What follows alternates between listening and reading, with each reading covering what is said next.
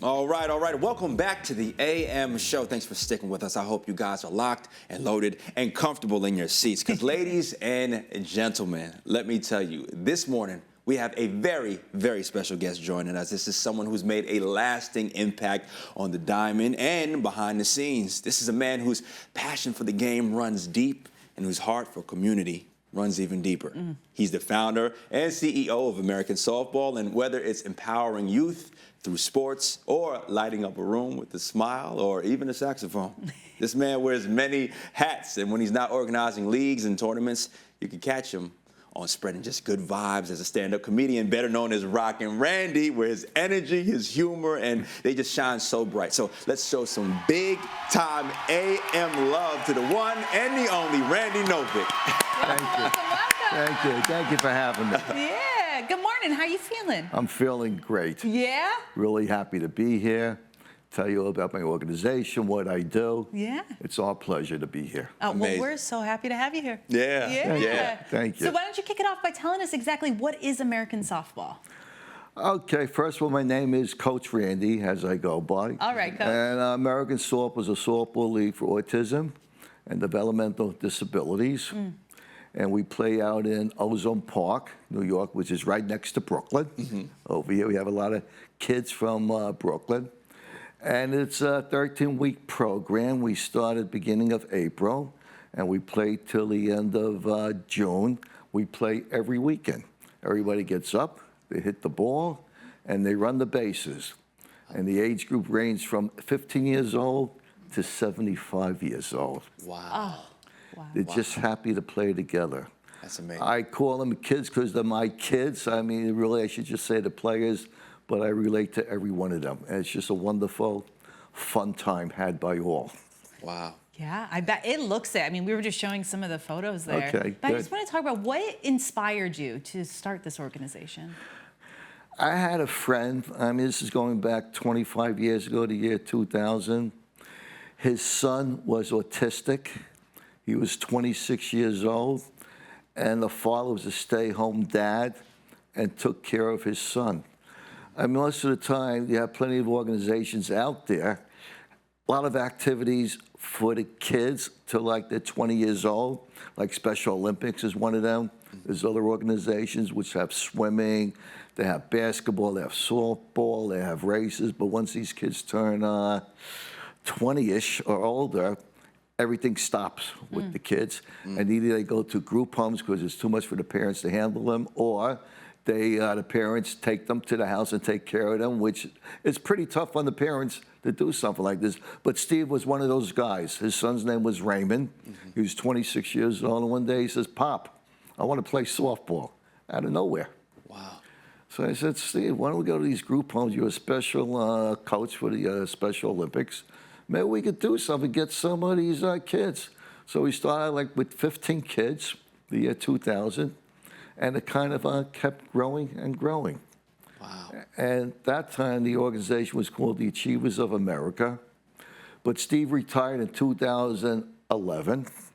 He moved to Florida, and I wanted to continue this because I saw there was a need for this, and these kids look forward every year to play softball. They want to come back. That's all they want to do. All year round, they want to play softball. Wow. So with that being said, you know, I formed American Softball, and it was a continuation Wow. until today, and this is our 14th season Wow. that we're doing this. In your 14th season, that is incredible, Randy. So And, actually, I've been doing this, not meaning to interrupt you, I've been doing this for 25 years, wow. a long time. Yeah. Wow. And now how many teams do you have about?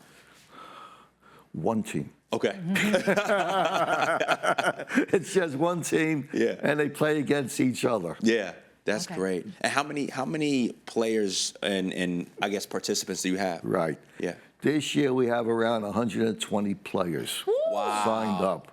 Wow. And not only that, they're all on scholarships. Oh, that's incredible. Nobody pays. That's incredible. Tell And us how about that we do program. it, we're sponsored by New York City.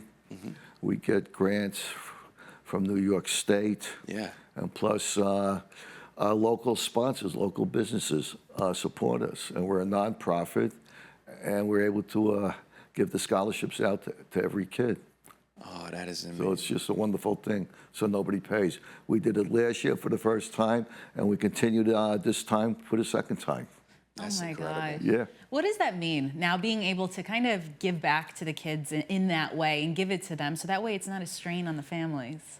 It's just a wonderful thing. I mean, you just feel good about it. You're helping somebody. And not only that, these kids want to play. They're looking forward to them. You get a lot of kids that actually come, they never hit a ball in their life, but for some reason, they see the other kids hitting it and they try. Yeah. And they just, I guess they're born with it. Somehow they just know about baseball, most of them. They know they got to take the bat, they got to hit the ball. And if they can't hit the ball, we help them hit the ball. And we have plenty of coaches, you know, so they can run the bases.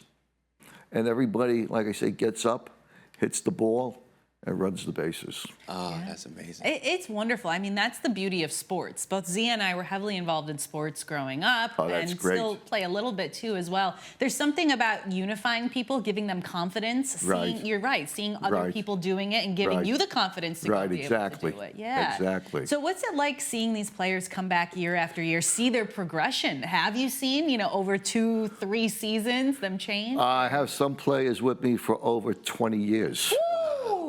A long time. Yeah. A real long time. They just look forward to it. I mean, all winter they're talking to the counselors, when we playing softball, when we playing softball.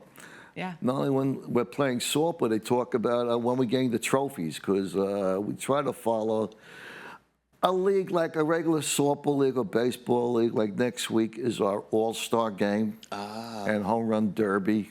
Oh, wow. Yeah, you know, so all the kids get up for the home run derby. Yeah. And we have like 5 trophies. First, first prize, second prize, or I should say first place, second place, third place, plus 2 other trophies for runners up, you know. So that's very interesting. Yeah. So we do that. And then at the end of the season, we have our World Series. Oh, wow. Okay, You tell know, us about it. Everybody gets a trophy at the end of the season. And then we have the most valuable award player. So we pick out somebody, let them really feel special. And then at the end of that, we serve a big lunch, especially catered to the kids, hot dogs, hamburgers, Big Macs from McDonald's, which they love, which they all grab, pizza, 6-foot heroes, donuts. Yeah. And it's just a really wonderful thing. You have to see the expression on these kids. It's just like they can't get enough of it. They don't want to end the season. Yeah. They do not want to end the season at all. Well, when you have games like that and hot dogs and food, who would want to end the season? Yeah. Now, I know we've been talking a lot about the players, but let's actually look at some of the players. We do have a video of some of these ones. okay. Yeah, we have them kind of Okay. introducing themselves. I think you were behind the camera Right. asking who you are, how long have you been with the organization. So let's Right. check a little bit about the coach and Okay. the players. Yeah. And you got a hit last week? No. You got a hit today, right? Yeah. What'd you get, a home run? Yeah. Barney Watts. And what position you play? You played outfield, right? Yeah, outfield. And you got a few hits today? Yes. What'd you get? Homework. You got a home run? Yeah. Great. And what's your name? George, what position you play? The 18. You played the infield? And you got a few hits today? Not today. I can do it today. Great. You got a home run, right? Peter Dobbins. Peter, what position you play today? You play third base. I came all the way home. That's I right. did good. Every year I do good. You did great. How many years you been playing with American softball? A lot of years. A lot of years, and you enjoy it, right? Yes, I do. I come all the time. Okay, good man. Oh, I love that. I love that. it. That's amazing. He's like, all the time, I did good too. Yeah. Oh, yeah. Oh, yeah, they look forward to it. Oh, man. And Randy, what is it like? Because you say you have people who've been coming back for over, up to 20 years. What's it like to have a community where, you might have someone who's brand new but have someone who's a veteran who's been there coming back year after year after year? A lot of time we get kids and we get the parents once in a while and they bring the kids down. They say, my kids will not be interested. They don't want to do anything. They don't want to be affiliated with the softball league. And I say to the parents, bring the kids down or bring your son down or bring your daughter down. Let them see what's going on. Let them get comfortable. And if they want to play, they could play. They could try it out. And usually 90% of the time, they actually play with us. Yeah. because they see kids just like themselves and they could relate. So it's just a nice feeling. The parents are happy because they can't believe it. We had one kid, he couldn't do anything. I mean, he could hardly stand at the play, so we helped him stand up, get him in the position. We helped him hit the ball. And now he hits the ball all by himself and runs the bases, and the mother's like just amazed. Wow. How this kid went from doing 0 to playing every game now. Wow. Wow. And was just able to see other people doing that and was Right. inspired probably. Right. Yeah. He enjoys it. Yeah, I mean, it really is something. It's really beautiful. And you guys, actually, as an organization, you guys have had plenty of honors and awards and recognitions Yes. for your work. What does that mean to you? It means a lot. And actually, we're not looking for anything. I mean, we don't want no award. We just want to play softball. I mean, as far as I know, we're the only organization in New York City that has softball for autism for adults. Have you heard of it for adults? No, nothing. As far as New York State, I only hear nothing. Once in a while, there may be a game here, a game there. But with our program, I mean, it's a 13-week program. And actually, at one time, we had a 16-week program. We used to play from the middle of May till the end of August. Wow. However, 3 years ago, I mean, each summer it got warmer and warmer. So 2 years ago, actually maybe 3 years ago, the council said to us, a few of them, Randy, when it's going to be 85 degrees in July, 11 o'clock, we're not coming no more. And I said, neither are we. Yeah, we're good. Yeah, we're good. You know, 85, 90 degrees is just kind of too hot to play. Yeah. You know, because these players will play, it's 100 degrees. They don't care. They don't know the difference. But, you know, 100 degrees, 90 degrees, we just had to cancel the games. Yeah, wow. And now I'm looking at just at some of the images, and you guys are full all out. You know, everyone has their uniforms. How does that work, that process? Because, you know, how excited is everyone when they're getting their uniforms and they have their jerseys and everything, and everyone is fitted to play some good softball? They just know something is special is happening, I should say. They just know they're going to play softball. They look forward.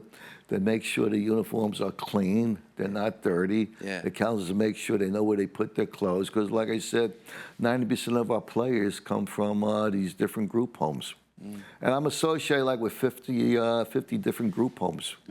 All different organizations that we deal with, like Life Spires, Services for the Underserved, Unique People, YAI. I mean, there's a bunch of these organizations. Yeah. We're also affiliated with District 75, the Board of Education. We get students from. In fact, we do a show every year for District 75.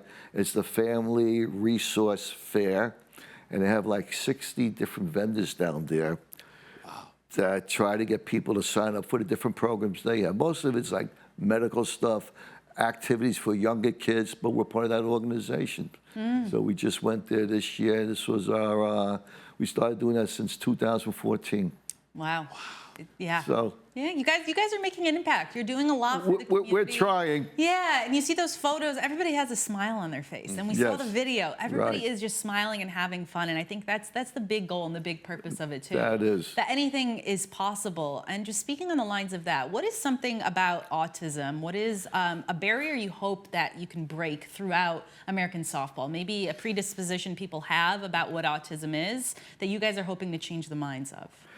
Well, we look at it this way. It's autism, developmental disabilities. Now, I'm not an expert on it. People say, could my son, could my daughter play? You know, how severe they have it. You know, there's all different types of cases with autism. Some kids can't even speak. You know, they're nonverbal, and there's other kids that don't understand too much. And I tell the counselors from the group homes, if you bring them down to the field, they could play no matter what the disability is. And some of these kids, like I say, they can't really talk too well. You know, they can't function too well. But when they're with a bunch of people that are just like them, somehow they function and they get along and they understand. So like I said, anybody that comes to the field, they play. As long as they make it to the field, they play. I mean, once in a while we get some kids that are too wild. They're running all over the place and we just can't control them because they just don't understand. But most of these kids, these players, are there to play softball, and they respect the game. Yeah. That's amazing. So it's all good. Oh man, Randy, that is just absolutely incredible. Everything that you're doing with the organization. Thanks. We just love how excited that all the kids look, in the photos. I mean, you can see that just such a huge impact is being made. Thank you so much for everything that you're doing to just shed light and bring people together. Community is there's such a healing that happens within community. Certainly is. Yeah, and we love that. Yeah. And it's been a tough season for us so far. I mean, weather-wise. Our first game was the first week, Saturday in April, and it was raining, so we couldn't have a game. Oh, wow. The second week, it was raining again. We didn't have a game. The third week, we finally had our first game of the season, so that was great. We had the Girl Scouts come down, the politicians came down. We do the whole ceremony. We had a singer. Her name was Kathy Leon. She sang the Star Spangled Banner. Wow. And then we have two of the players. They're like in their early 20s. They sing "Take Me Out to the Ball Game." So they're totally into it. And then we play ball. Okay. The following week, it rained again. We couldn't catch a break. Yeah. So last week, we finally had our second game. Yeah, and it's looking like this Saturday should be okay. It should be okay. It better be. I saw the rain. I think it's in the evening. So I think it should be okay. I know. Yeah. Because with regular baseball leagues, softball leagues, these kids are able to make the games up. They could play on a Monday, Tuesday, Wednesday, 5, 6 o'clock. Yeah. But with our league, you can't because there's just too much involved with these group homes. We have to get transportation. It's just a lot of hard work. So we do the best we could do. Well, I think you guys are doing a fantastic job. So if anybody out there is watching and is interested or knows someone who may be interested, where exactly should they go to contact you guys in order to learn how to sign up? And also, where exactly do you guys play on the weekends? First of all, we play in Ozone Park. It's a field called Video La Casio. That's on Cross Bay Boulevard and Conduit. Okay. It's not far from over here. You can look that up. And also, we have a website they could go on. Yeah. It's americansoftball.org. And all the information is on there. My contact number is on there. Yeah. Everything you need to know is on that website. Perfect. And it is right there, guys, on the screen, americansoftball.org. You also have an Instagram page. You guys are doing it up. We're trying. I mean, it is quite incredible, this nonprofit, guys. All right. Well, thank you for all that information, You're shedding your welcome. light on what you guys are doing. But please don't go anywhere because there is so much more to chat about, guys, with Mr. Randy here because you have a life outside also of American Softball. We're talking music. We're talking comedy, the works, and we're going to dive all into that right after this commercial break. So don't go anywhere.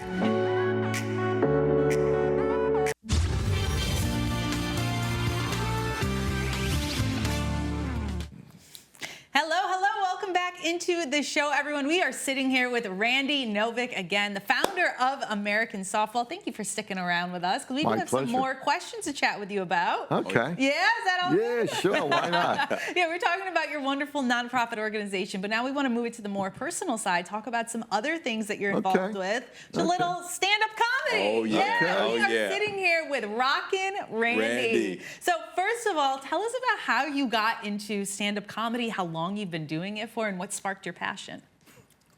That's a tough question. Tough one? All right, I'm going to answer it. All right. I'm actually a musician. Okay. I've been playing for 50 years. And back in the 70s, when I was younger, I had a band. We used to play in the mountains at the different hotels. And every week, we had comedians coming by, and I learned a routine. As I got older, people kept telling me, "You know who you look like?" I said, "No, I get no respect, I look like Rodney Dangerfield." So back in the year, actually 2000, when I started the softball league, I actually started performing as Rodney Dangerfield. Wow. I started doing little clubs. I had a little routine, and every player said, "Oh, you know who you look like. You know who you look like." I've been doing this for over 25, maybe 30 years. I've been doing this.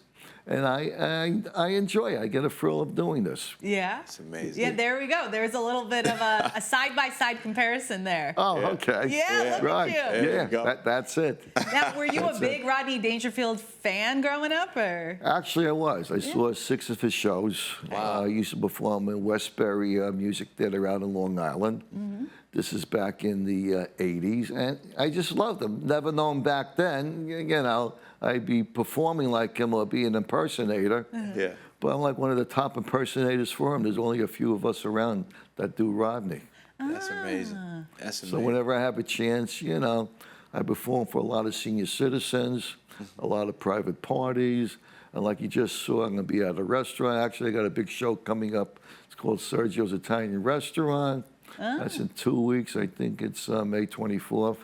Me and Elvis. Oh, You and Elvis. Yeah, that's a hot one. oh, that's gonna be a big one. That's a hot one. That's gonna Got be to a loosen big up those hips a little bit. Yeah. Yeah. Yeah. Two legends that are gone, you know, but you. Oh man, gone but never forgotten. You guys are keeping them alive. exactly, exactly. Yeah. Wow. People- Now, Randy, you came into at being a stand-up comedian through music. So can you talk to us? How did you get involved with music? Did you always have a music bug, or yeah, what was that like? My parents had the bug. You know, sent me for clarinet lessons when I was in grammar school. And I just kind of excelled in it. In junior high school, I was the top musician in the band, in the orchestra. I won an award. In fact, I was so good at clarinet. Back then, they had all the junior high schools, the best musicians, get together one central, I guess, school, you know, top musicians from Queens. And our concert that time was at Carnegie Hall. Whoa. So I played Carnegie Hall when I was 13 years old, which I had no idea what it was about, Carnegie Hall, except my grandparents and my parents, you know, they just loved it. Wow. And then as I got older, I formed bands, and I was playing in the wedding circuit for like 50 years. So when did you transition to sax? Because I know you're pretty good at the sax, too. Yes, I am. Most people that play the clarinet, they go into saxophone. So I was a teenager when I got into the saxophone. That's my main instrument. Because usually when you play with the bands, you know, it's saxophone, you see too many clarinet players. Yeah. You know, my grandfather was that. He played clarinet and then also played the sax. I didn't realize it was a thing. Oh, really? That you do both of them. Yes. They're all very similar. There you go. Very similar. Right. Well, you guys, you don't have to just take my word for it, how good he is at the saxophone. I'm going to show you right now. Let's check out the clip of you just crushing it so everyone can Oh, see your wow. talent. Okay. Can't wait to see this one.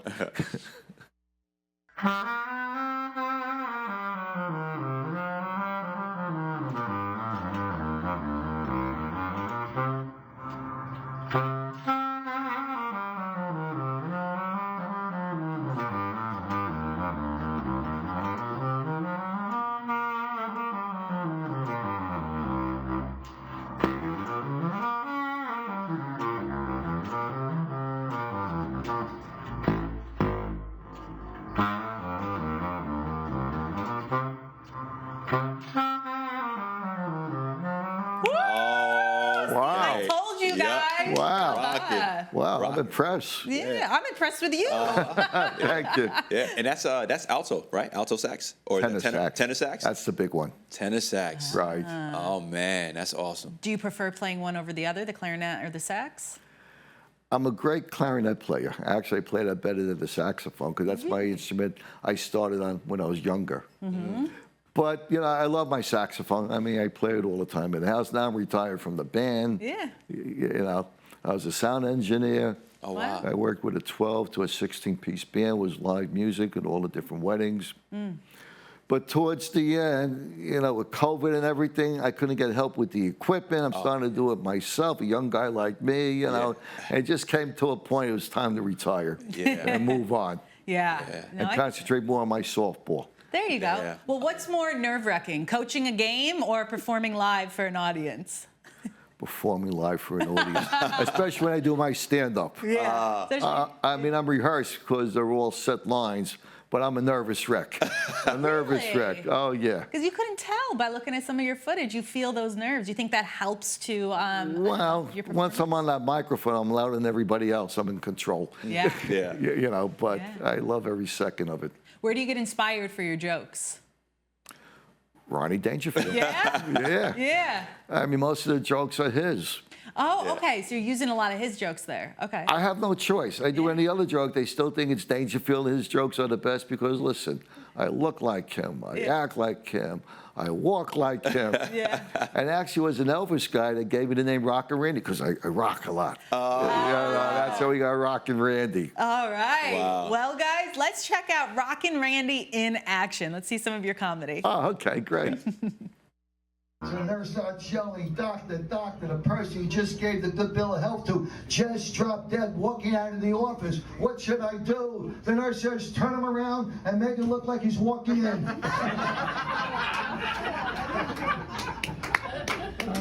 I'm telling you, folks, things happen to me you just can't imagine. I looked up my family tree, and 3 dogs were using it. Rockn Randy. Okay. Rockn Hey, I got some respect. Finally. Rockn Randy. Oh, my goodness. This is awesome. Have you ever signed autographs with people actually thinking that you're the real guy? And they didn't I'm know? going, who, me? Yeah.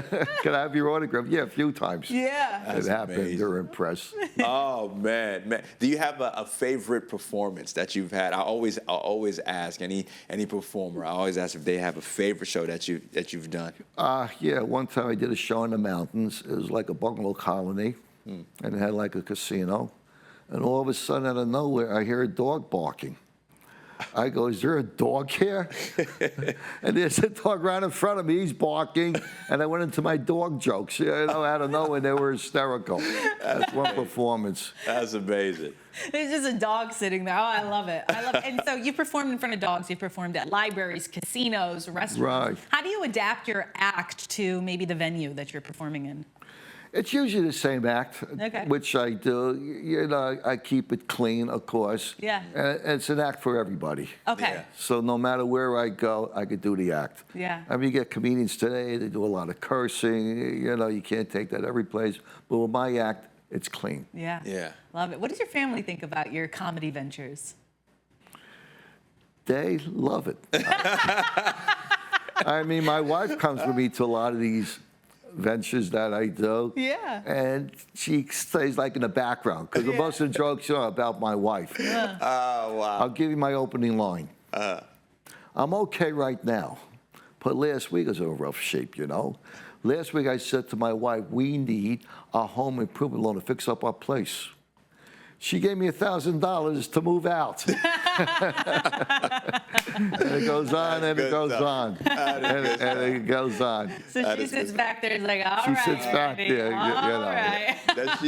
Does she She's like the groupie, but of course. she stays in the background. Does she like turning red like as you're like She laying the used to, Okay. but now she's used to it. Okay, got it. Oh, I love it. I just think humor, it's just so special. It's so Right. needed, especially today's day and age. People just need to Exactly. laugh a little bit more. Right. So what advice would you have to someone who may want to get into comedy, doesn't know where to start? What would you say to them? It's tough. I mean, when I was younger, I went to all these comic clubs in the city, but you got to keep going, and going. Hopefully somebody will discover you. Somebody will like you. I mean, I had all the opportunities to go, but I made more money in business, so I just kind of let it go. But a few years ago, I did a show in Massachusetts and had a Trump impersonator. I go, this is interesting. Okay. And then they had me. But they loved me much better than the Trump impersonator. I mean, the guy wasn't bad, don't get me wrong. Yeah. But he's in charge of Dangerfields in the city that time when they're open. And he offered me to come down and perform over there. Oh wow. But I never went. But I'm just saying, I have all these opportunities. Yeah. Now that maybe I'm older, I'll do it. But it's a lot of work. There's plenty of places for these young comedians, and which they go. They perform for each other all over the city, all over Brooklyn. They have places, Queens. Yeah. But it's a lot of work. And it's only like the 1% that makes it really big from what I understand. Yeah. It's so not easy. hard work. If you want to get into it, you got to keep doing the thing. Right, exactly. Yeah.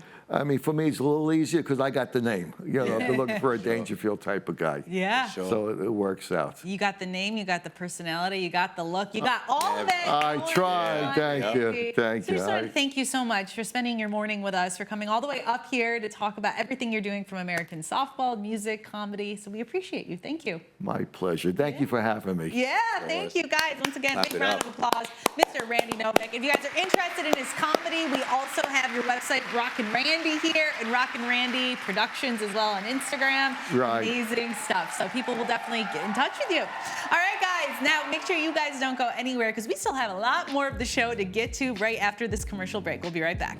Yay!